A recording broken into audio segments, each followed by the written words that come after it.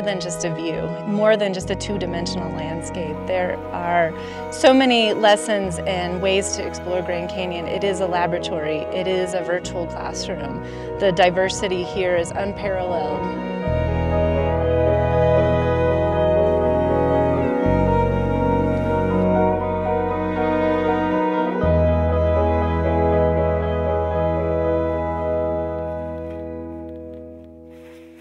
There's a huge landscape that is just begging to be explored, and it really just takes a moment to stop in a side canyon or sit under the trees and really get to know all the things that this landscape has to offer.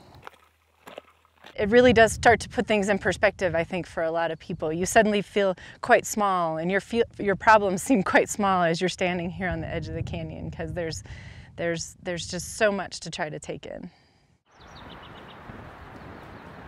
In Grand Canyon, you'll find a whole host of environments, everything from cool fir forests to hot, dry deserts, riparian zones, and over 1 million acres of wild landscape that have been the stage for human exploration and inspiration for generations.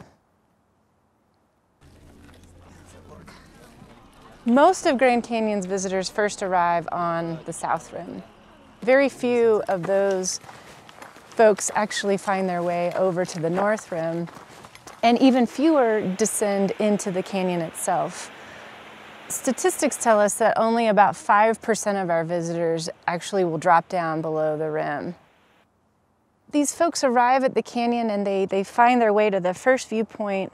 They look down into this two-dimensional landscape and feel that they have experienced Grand Canyon. But what they're missing out on is the opportunity to really explore the inner canyon and experience the diversity that this place has to offer.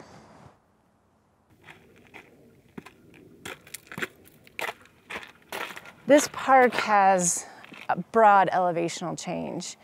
So as you descend into the canyon, for every 1,000 feet, you actually gain 3 to 5 degrees Fahrenheit. So at the river's edge, the temperature can be 15 to 25 degrees warmer than on the South Rim. You leave behind the forests, which are more typical of the rim environments, and you enter into a landscape filled with blackbrush and cacti, plants that are more typical of and adapted to a desert environment.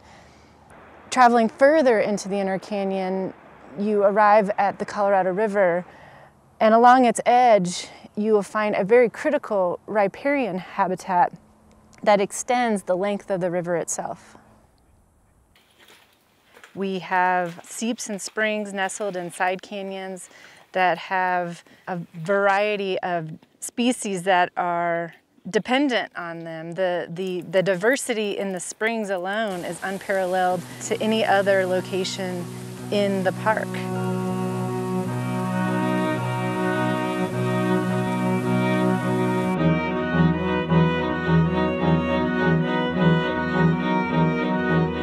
Almost 94% of the park is proposed wilderness. As such, it is managed and protected as though it is wilderness.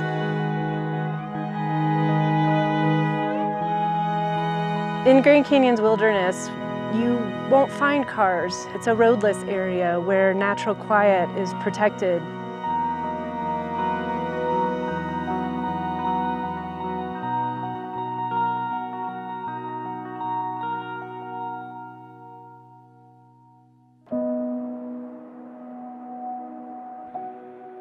There are places where you can descend below the canyon, where the air is still, where you have only yourself and the rocks around you and the plants, and suddenly your senses become tuned to the lizards scurrying in the rocks, or the sounds of the canyon wren, or the dripping of the springs. Those are the experiences that are wild.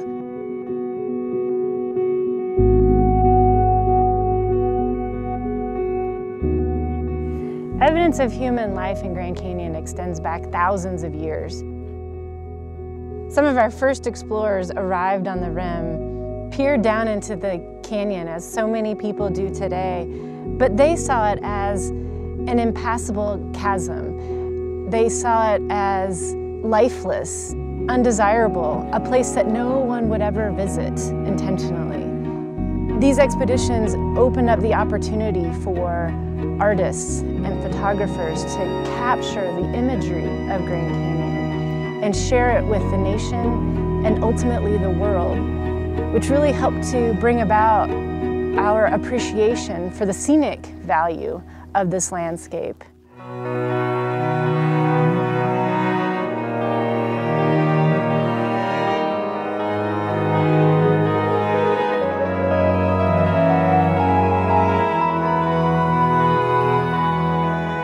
Most importantly, what the Grand Canyon has to teach all of us is to slow down, to take it all in, to get to know what is beyond the reaches of the road and look deep within the canyon itself and find that sense of discovery in yourself and that sense of wildness in this place.